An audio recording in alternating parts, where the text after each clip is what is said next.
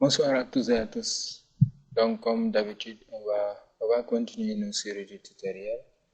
Aujourd'hui, on va parler de ce qu'on appelle un PKI. Donc, il y a un PKI qui existe sur Windows Server. C'est ça qu'on va essayer de mettre en place. Déjà, on va faire un petit rappel. Donc, un PKI, c'est public et infrastructure. Donc, c'est infrastructure à clé publique, donc en français. C'est ça qu'on va essayer de voir. Donc, l'infrastructure à clé publique va nous permettre d'avoir une autorité de certificat qui va nous permettre de créer des certificats numériques, de les allier à des entités ou bien à des personnes pour l'authentification, bien à des sites web pour gérer la sécurité au niveau du site, en même temps révoquer les certificats. Donc, ça existe sur Windows Server, on appelle le rôle ADCS, donc le service de certification actif directory. Donc c'est ça qu'on va installer aujourd'hui avec vous. Donc il y aura une série de vidéos, il y aura à peu près 15 vidéos qu'on va voir sur ça. On va le couper avec le web. Donc, on va couper ça avec le web pour vous permettre de savoir comment faire avec ce PKI au niveau de Windows Server. On va faire en premier lieu, on va l'installer. Donc pour son installation, vous venez ici sur Gérer, ajouter des rôles et fonctionnalités. Donc là, vous faites suivant.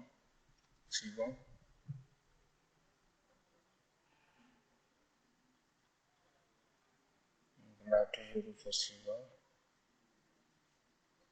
Arrivé ici, vous cherchez serveur de certification Active Directory. Excusez-moi.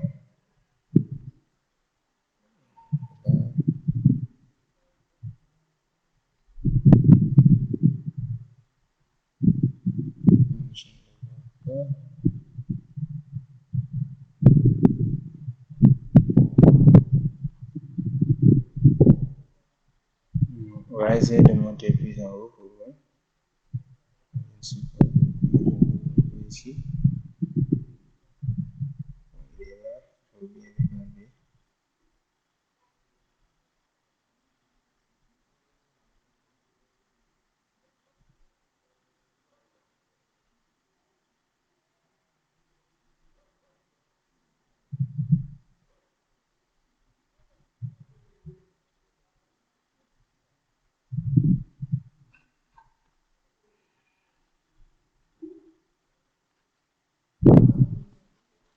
Là, je pense que je dois faire un retour en arrière. Je vais faire un retour en arrière. Je trouve ici. Vous le voici. Donc, service de certification Active Directory. Là, vous le cochez. Non, dès que vous le cochez, vous ajoutez les fonctionnalités. Il va vous proposer l'ensemble de fonctionnalités qui sont disponibles.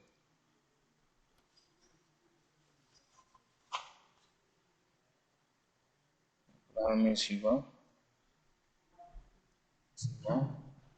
Donc là, il nous explique c'est quoi l'ADCS. Là, on met suivant. Et là, ici, nous avons les rôles. Donc, nous, avec l'ADCS, on veut une autorité de certificat. Donc, c'est ça qu'on va laisser ça par défaut. Et là, on passe à son installation. Donc là, on se retrouve après l'installation. Ok. Maintenant, après l'installation, l'étape qui va suivre, c'est de, comment on appelle ça encore, de paramétrer votre autorité de certificat. Donc, l'autorité de certificat doit être déjà paramétrée. Le paramétrage, il y aura beaucoup de, bon, je peux dire, il y aura beaucoup de paramètres à paramétrer. Bon, beaucoup de paramètres à paramétrer. Là, déjà, c'est ça qu'on va faire. Vous allez voir, ça respecte normalement la cryptologie et tout ce qui est clé publique, clé privée, tout ce qui est algorithme le chiffrement, algorithme d'achat, tout ça, vous allez le voir ici. Donc là, il suffit de cliquer sur configurer le service de certification Active Directory. Excusez-moi.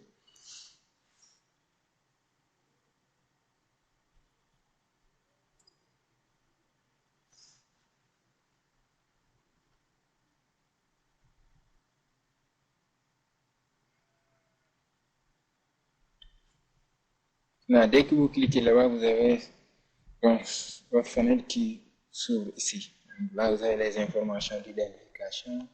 Donc, toujours, c'est l'administrateur qui est l'auteur de l'acte. Donc là, on met suivant. OK, après avoir sélectionné l'autorité de certificat, vous faites suivant. Maintenant, quand vous faites suivant, il va vous montrer qu'il y a deux types d'autorités de certificat qui existent. Donc, il y a l'autorité de certification d'entreprise qui est liée à une base de données Active Directory. Et il y a l'autorité de certificat autonome. Donc, dans notre cas ici, on va utiliser l'autorité de certificat d'entreprise. Donc, là, on met suivant. Maintenant, quand on met suivant, là, il va nous demander de sélectionner quel type de AC. On va utiliser le AC primaire, AC racine du moins. Ça qu'on va utiliser. Maintenant, ici, on va créer notre clé privée. Maintenant, les paramètres de la clé privée.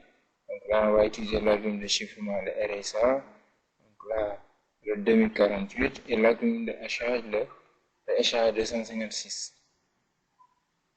En fait, là, vous avez les paramètres concernant l'autorité des certificats. Donc, tout ça. Donc là, vous faites suivant. Ici, vous avez la période de validité, donc qui est par défaut ici, 5 ans. Donc, on peut laisser là par défaut. Ensuite, vous avez là où seront sauvegardées les informations de la base de données de certificats et tout ce qui est log. Donc, ce sont des répertoires à vraiment retenir ou bien à copier-coller quelque part pour ne pas vous perdre après.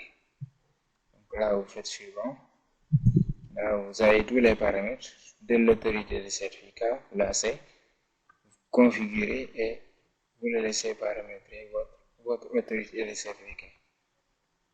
Là, c'est bon, il a fini le paramétrage. Donc là, on fait. Là, ici aussi, on peut former. Là, vous avez votre AC qui est là. Donc, quand vous allez vous rendre ici à ce niveau, donc au niveau de l'outil, vous avez votre autorité de certification qui est là. Donc là, je vais l'ouvrir, vous allez voir.